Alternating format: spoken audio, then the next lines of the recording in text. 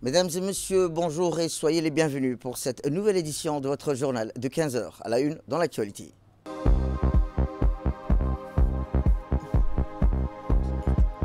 À la une dans l'actualité nationale, le président de la République reçoit le ministre de la Défense japonaise.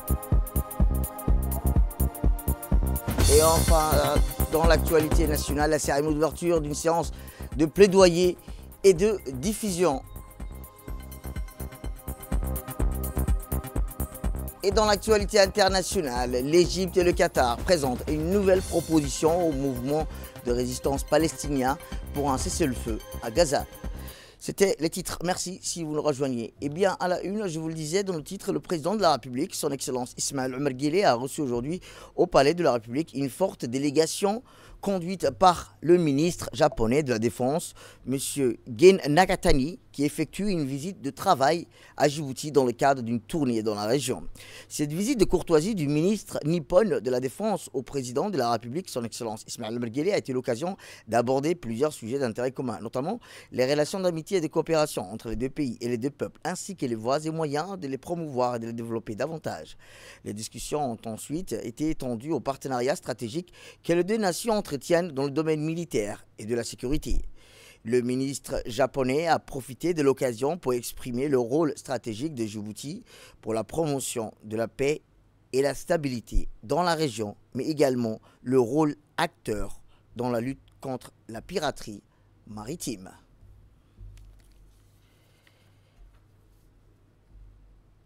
Djibouti, capitale de la République du même nom, vit au rythme d'une mutation profonde. Située au carrefour stratégique de la Corne d'Afrique, la ville se transforme peu à peu à une grande vitesse, portée par une ambition claire, devenir un centre urbain, moderne, compétitif, attractif à l'échelle régionale comme internationale. C'est un magazine de la rédaction.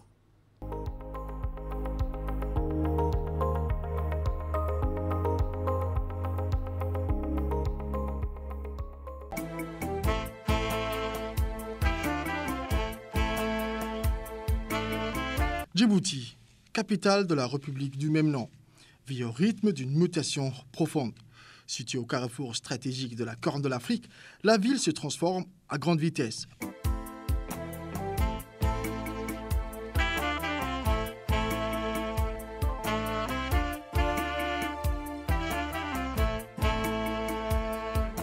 Portée par une ambition claire, devenir un centre urbain, moderne, compétitif et attractif à l'échelle régionale comme internationale.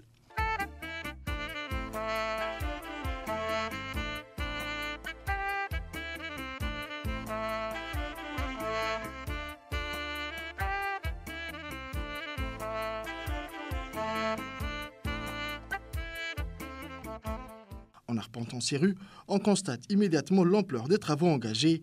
Les bâtiments anciens, marqués par le temps, laissent place à des structures neuves, aux lignes épurées et aux matériaux modernes. Le verre et l'acier remplacent peu à peu les murs décrépits, offrant à la ville un visage lumineux et contemporain.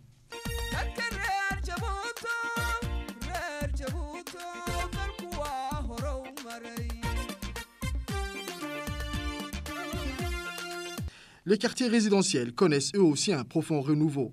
Les habitations sont repensées pour répondre aux besoins d'une population en croissance constante, des espaces plus vastes, des routes plus larges, des trottoirs pavés, des aires de jeu pour enfants et des jardins publics voient le jour.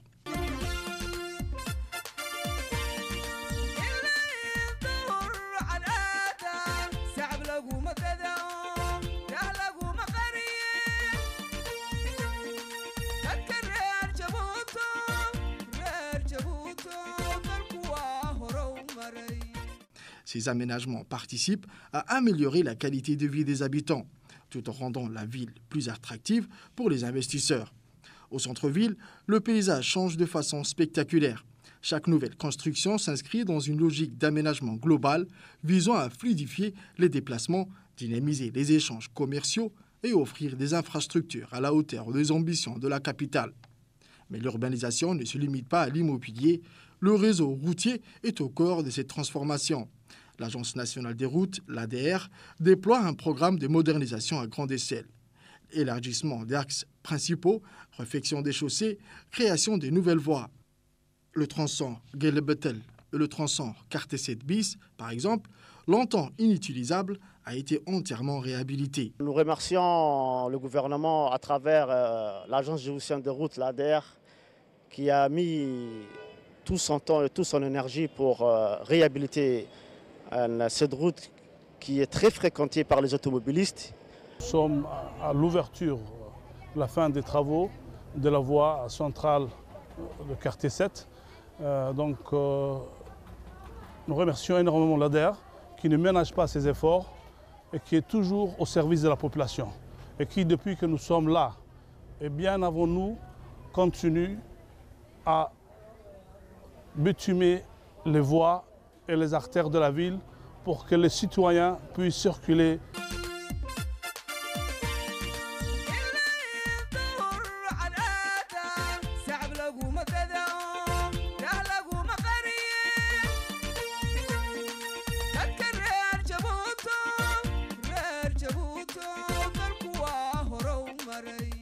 Cette route stratégique relie aujourd'hui plusieurs zones de la capitale, réduisant le temps de trajet et désengorgeant d'autres axes saturés. Ces investissements ne sont pas anodins. Une circulation plus fluide favorise les échanges économiques, facilite l'accès aux services et renforce l'attractivité de Djibouti. Les promoteurs immobiliers suivent ces dynamiques. Les habitants, eux, s'adaptent à cette nouvelle réalité. Certains voient les anciens quartiers se moderniser avec de nouveaux commerces, des marchés rénovés, des éclairages publics plus performants. D'autres assistent à la naissance des zones. Là où il n'y avait que des terrains vides, les habitudes changent, les distances se réduisent et les espaces de convivialité se multiplient. Toutefois, la ville n'oublie pas son histoire. Les monuments emblématiques, les mosquées historiques et les vieux marchés conservent leur place dans ce paysage en mutation. L'objectif est clair, allier modernité et patrimoine pour que Djibouti reste fidèle à son identité tout en s'ouvrant au monde. Aujourd'hui, la République de Djibouti s'affirme comme un modèle d'urbanisation maîtrisé en Afrique, en investissant dans ses infrastructures, en repensant ses quartiers et en améliorant le quotidien de ses habitants. La capitale se construit à un avenir solide, une ville qui ne cesse de grandir, de se moderniser et de tracer sa route vers demain.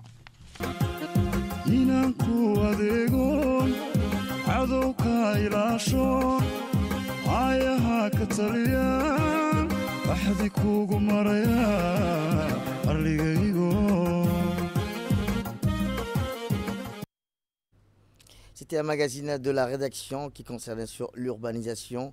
Ne se limite pas à l'immobilier, mais les réseaux routiers au cœur de cette transformation. Autre actualité dans ce 15h, c'est aussi dans la journée 18 août, le centre d'instruction de la garde-côte Sissoko de Doralé a accueilli la cérémonie d'ouverture d'une séance de plaidoyer de diffusion consacrée aux opérations de reconduite aux frontières des personnes en situation irrégulière.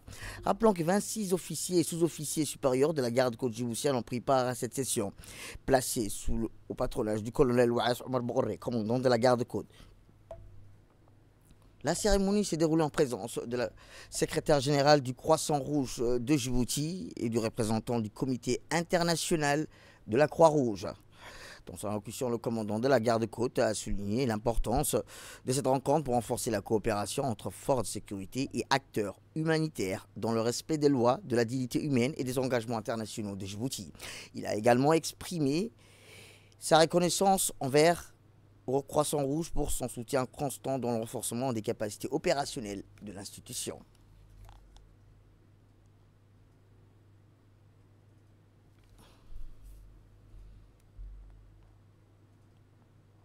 Eh bien, la secrétaire générale du Croissant Rouge a rappelé pour sa part le mandat et les missions de son organisation mettant en avant l'assistance humanitaire multisectorielle.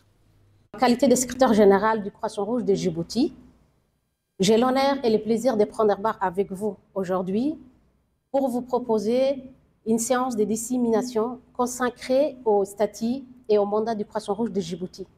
En effet, le Croissant Rouge de Djibouti existe depuis 1977, en puissant sa légitimité dans des décrets présidentiels et tout en s'inscrivant aussi pleinement dans le respect des principes fondamentaux du mouvement international de la Croix-Rouge et du Croissant Rouge.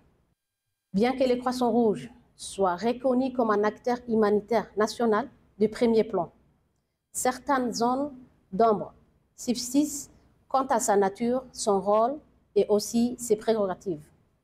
Ces approximations nuisent à notre action et compliquent aussi notre intervention et nos missions sur le terrain.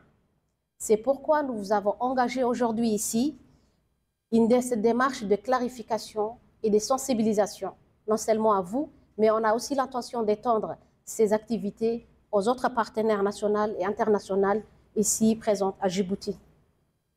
Par exemple, à la garde-côte djiboutienne, la police, la gendarmerie et même l'armée nationale sont actuellement mobilisés dans les opérations de reconduite à la frontière des personnes irrégulières à Djibouti. Le Croissant Rouge de Djibouti y participe aussi, soucieux d'apporter sa contribution humanitaire à ces efforts. Notre organisation intervient directement au passage de ces personnes à Nagad. Eh bien, le commandant de la garde-côte a souligné l'importance de cette rencontre pour renforcer la coopération entre forces de sécurité et acteurs humanitaires dans le respect des lois, de la dignité humaine et des engagements internationaux de Djibouti. Écoutons-le.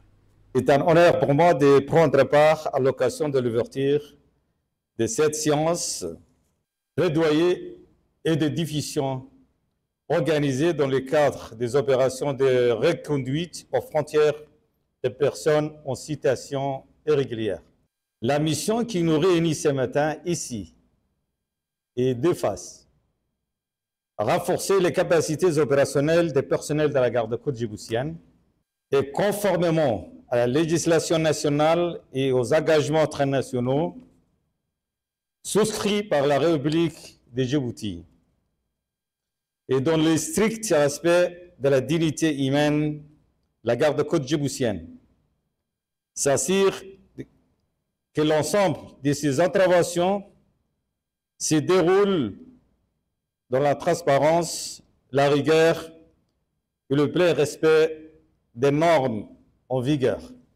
Cette séance de plaidoirie et de division ne sont pas de simples rappels techniques. Elles visent à consolider une approche plus humaine, plus respectueuse et pleinement consciente des enjeux humanitaires qui accompagnent nos opérations. La collaboration avec la Société nationale des Croissants Rouges de Djibouti nous offre ici ce matin une opportunité stratégique pour renforcer la coordination entre institutionnelle, d'harmoniser nos méthodes d'intervention et d'améliorer la compréhension mutuelle entre nos agents et les acteurs humanitaires sur le terrain. Je souhaite que cette journée d'échange soit marquée par un esprit d'ouverture et de coopération. En conjuguant nos compétences, nous contribuerons non seulement à l'efficacité de nos opérations, mais également au rayonnement de notre pays en matière de respect des droits humains. Puisse cette initiative être le point de départ d'un partenariat encore plus solide et d'une action conjointe exemplaire au service de notre cher pays. Social à présent, où la fédération Van Vodao Djibouti a organisé hier après-midi une cérémonie de remise des diplômes au centre SOS Village d'enfants. Cet événement marque la clôture d'une semaine de passage de grade où les élèves ont démontré discipline, détermination et progrès remarquables.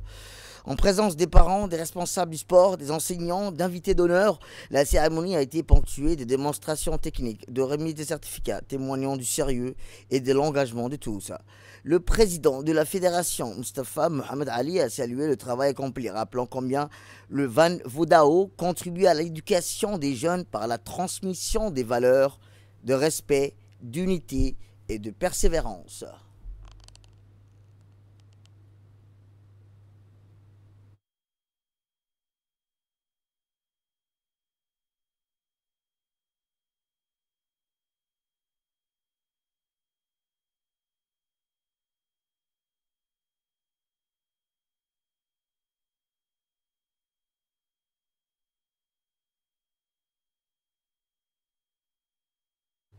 De là, je vous emmène vers le sud du pays où, dans le cadre des actions de lutte contre la contrebande, la brigade de la douane d'Ali Sabié, en collaboration avec les éléments de la police détachement d'Ali Sabié et l'armée BIAS, ont intercepté à proximité périphérique du secteur de la ville d'Ali Sabié une importante quantité de marchandises de contrebande. Eh bien, la marchandise saisie à cette occasion, dont le poids total a été estimé à 3500 kg de 4, les contrebandiers voulaient acheminer à la capitale. Selon la procédure standard en vigueur, cette quantité a été détruite sur place en présence du chef de la brigade de la douane d'Ali Sabié, Mohamed Moumin. Pour rappel, chaque semaine, des quantités énormes de cadres non autorisés est importées et à vendre dans les marchés nationaux sont saisies et brûlées par les corps en uniforme de la région.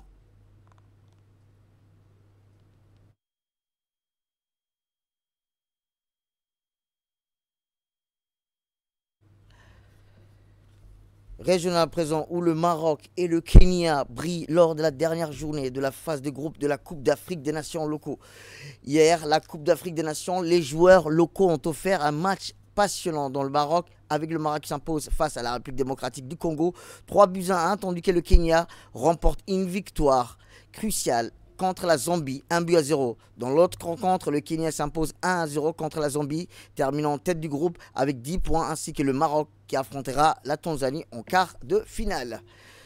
Toujours dans l'actualité régionale, des scientifiques et chercheurs ont annoncé la découverte des fossiles dentaires en Éthiopie, datant d'environ 2,65 millions d'années, appartenant à une espèce jusqu'à alors inconnue dans la lignée humaine. Cette espèce vivait même au moment où, au même endroit, la plus ancienne espèce connue du genre Homo, auquel appartient la famille humaine, selon les théories occidentales, dans la région du projet de recherche Ledigaru, dans la région d'Afar, au nord-est de l'Éthiopie. Des scientifiques ont trouvé 10 dents et ont conclu qu'elle appartenait à une nouvelle espèce du genre Australopithèque, les singes australes, découverts dans le nord de l'Éthiopie. Au Proche-Orient, ainsi l'Égypte et le Qatar présentent une nouvelle proposition du mouvement de la résistance palestinien pour un cessez-le-feu à Gaza.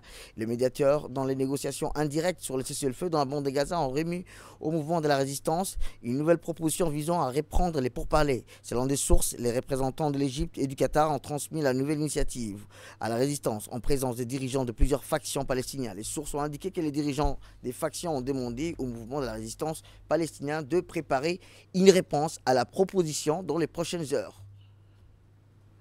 Et dans l'actualité internationale, le président ukrainien Volodymyr Zelensky a appelé la Russie à mettre fin à cette guerre qu'elle a même déclenchée quelques heures avec sa rencontre à Washington. Lundi, Donald Trump qui veut pousser Kiev à des concessions territoriales. L'Ukraine partage le profond désir de mettre fin à cette guerre rapidement. Et le HCR ainsi le Haut Commissariat des Nations Unies pour les réfugiés a averti que plus de 11 millions de personnes dans le monde pourraient perdre cette année leur aide humanitaire d'urgence en raison d'un manque de financement. Cette situation concerne près d'un tiers des personnes que le HCR soutient habituellement chaque année après avoir aidé l'an dernier environ 36 millions de personnes dans 135 pays. Et enfin, ce séisme de magnitude 5,8 qui a frappé Tébessa en Algérie sans faire de victimes. Un séisme de magnitude 5,8 sur l'échelle de Richter a frappé dans la soirée d'hier Tébessa dans le nord-est de l'Algérie, à la frontière avec la Tunisie, a indiqué le centre de recherche astronomie, astrophotique et géophysique. L'épicentre a été localisé à environ 10 km au sud-est de la commune Negrine dans la région de Tébessa en Algérie. C'est tout pour cette édition. Merci à vous de nous avoir suivis. Restez avec nous pour la suite de nos programmes télévisés. Le programme continue sur Télé Djibouti.